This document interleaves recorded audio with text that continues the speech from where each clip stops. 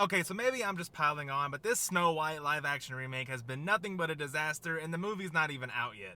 It seems like every week there are multiple new reports about another controversy that this movie finds itself in, and a lot of these articles are talking about anti-woke, left-right bullshit, but I think to paint Disney simply as a victim of a culture war is absolving them of a lot of accountability of the mistakes and the times that they've shot themselves in the foot building up to the release of this film.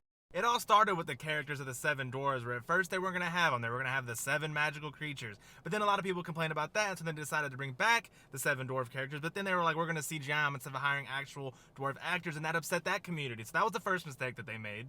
And then we had the absolutely brutal interviews that Rachel Zegler and Gal Gadot had. You know the one I'm talking about. Weird.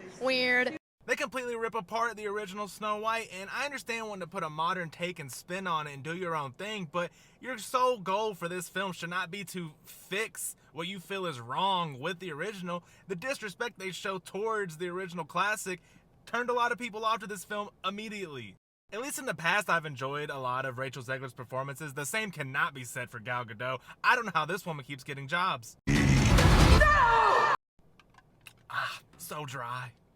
And now for the premiere, Disney has announced that they're scaling it back. They're not putting as much marketing out there. Only photographers and in-house Disney execs are going to be there. So yeah, this movie is completely DOA. It's dead on arrival. It may end up being okay, but it doesn't matter. People are completely out on this film, and they've really, really messed this up.